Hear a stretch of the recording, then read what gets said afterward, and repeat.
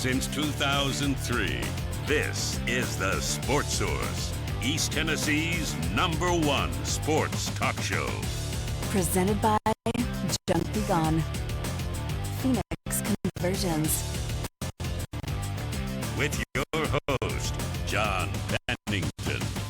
The Sports Source starts now. Good Sunday morning and welcome into the Sports Source. Happy to have you join us today. We have a lot to talk about, obviously, the state of college football. Tennessee practice about to get underway. We'll talk a lot about that, specifically what areas. Can fall practice be as effective as usual with all the COVID restrictions that are supposedly in place?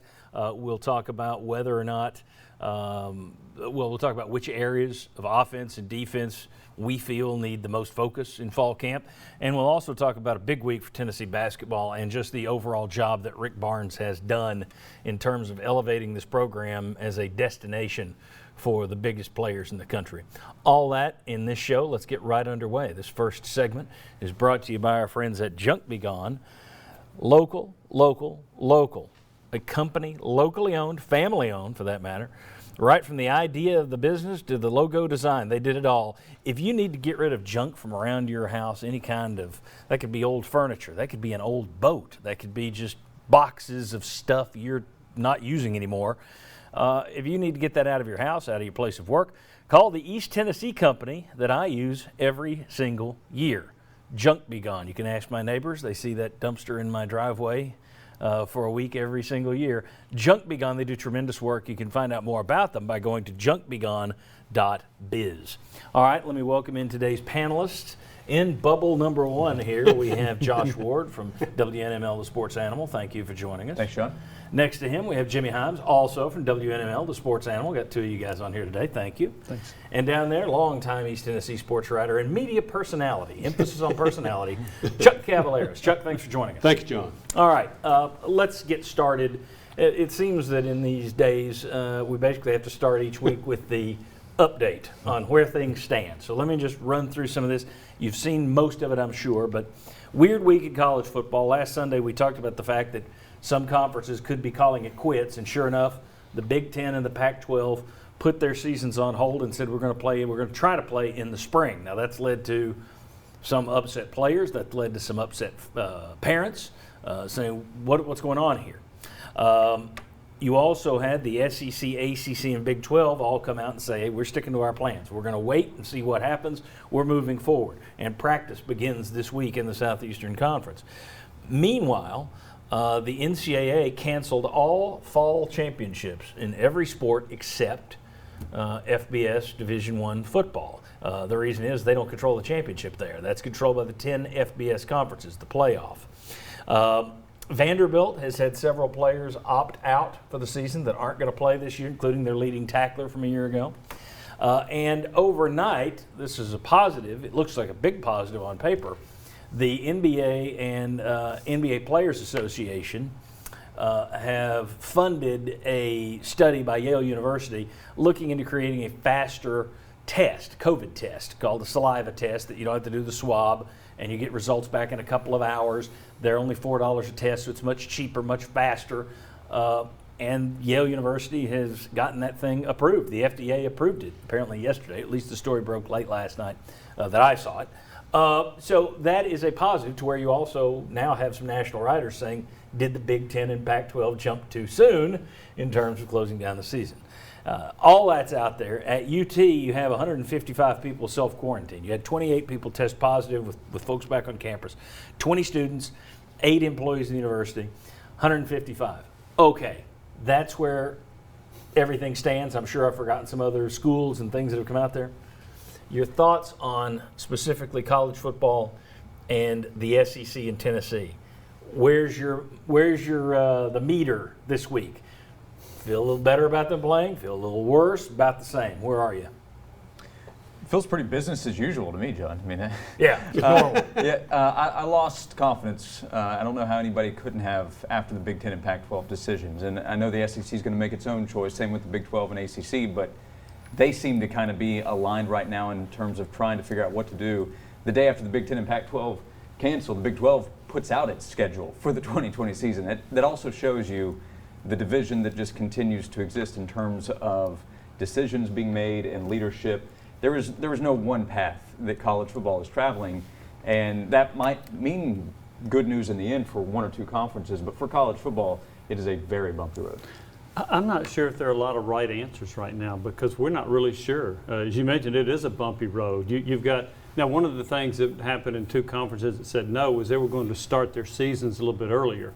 The SEC is not starting until September the 26th. So could the Pac-12 and Big Ten have said, okay, we'll delay it, but we're not going to have any games till September 26th to hold off a little bit? They could have. John, you mentioned the reaction. They've had a lot of negative reaction from parents, from players saying, hey, we want to play, so what are you doing here? The SEC could very well end up shutting down. I think there was a story during the week where there was a recruit that said he got a call from, I think it was an SEC coach that said, hey, we're still playing. We care more about football than those other conferences. Well, you may end up shutting down yourself. You don't know. So there's still a whole lot unknown, but I'm kind of in Josh's camp right now. I'm not as optimistic about having a football season as I was before the Pac-12 and the Big Ten shut down. Yeah, and especially without the true bubble approach. I mean, isn't that what a lot of this is going to come down to? The leagues, professional or whatever, that are able to isolate the players and try it that way, I think, have a fighting chance to be successful. NBA and NHL have proven to have success, whereas Major League Baseball had another game postponed. And so to me, guys, the key on that is I hope every single person involved in that program, not just players, not just coaches, but I mean from top to bottom, understands what's at stake. Because it just takes one person to mess up. And then you look at what could happen, and I mean, the University of Miami, I think, is a great example of that for college football. That's the epicenter of Miami. If they can pull this off there, other places should be able to pull it off. Well, the Seattle Seahawks this week it was an undrafted free agent rookie who Right. tried to sneak a girl in. He had her in Seahawks gear trying to sneak her into the bubbled off hotel, and they said, out, you're done, you're finished.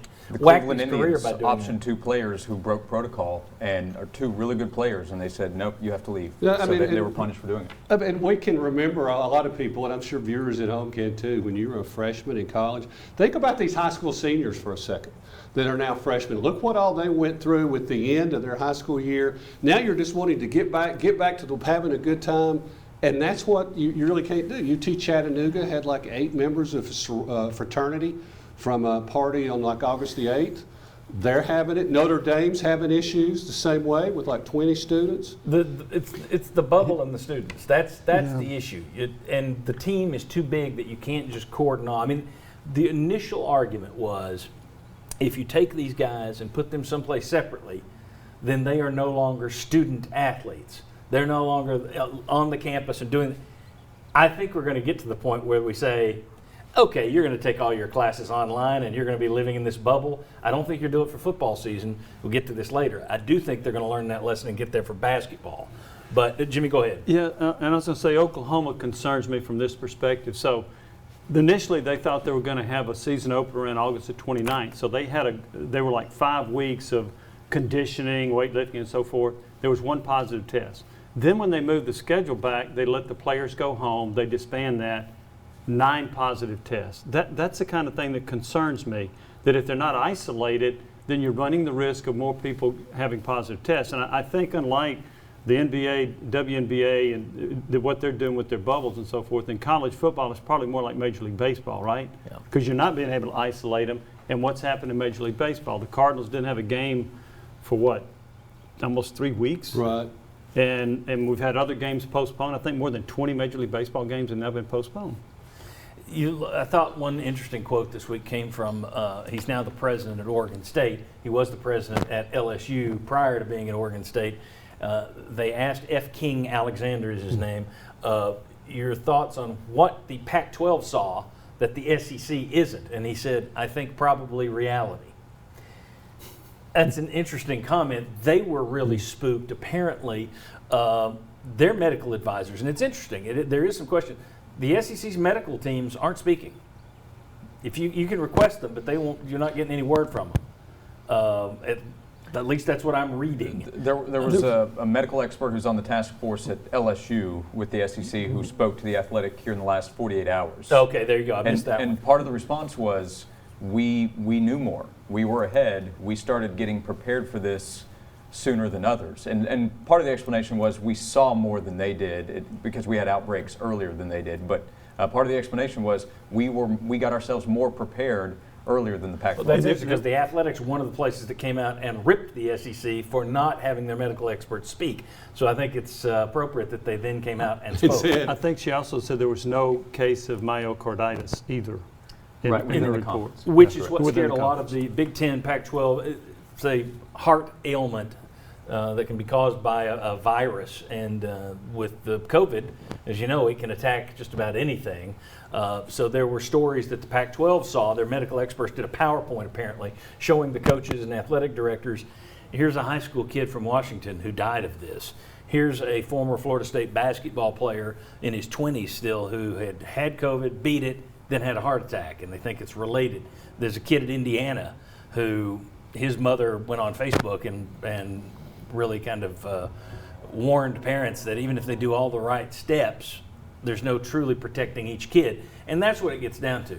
There are people, you take the macro view, it's like, some kids are going to get it and die. You take the micro view, it's like, well, that's a kid's life that died so you could be entertained yelling rah, rah, rah and singing the Hoosier fight song or the Vol fight song or whatever. It's amazing how from a distance people can just say, it's one kid, stuff happens. But if you're an administrator, all these parents, Big Ten, Pac-12, who are angry that their kids aren't being allowed to play, I get that. I also know that the exact same parents would be filing lawsuits immediately if their kid died from this. I don't know if there's any right answers. I will say this, though. I'll give the SEC credit on this front. They continue to push things back and wait and get it. They're not going to pull the plug until they have all the information in. And so far, like this COVID test that's now been announced, they look to be making the right decision, and let's drag it out as long as we can. At least you're trying to wait and see. Yeah. You know? Yeah, that's good. So let's talk about Tennessee. Let's assume the football season starts and they've got a game on September 26th. You know how weird that could be in terms of traditions and everything else that might or might not be pulled off? We'll discuss that. Come on back on the Sports Source.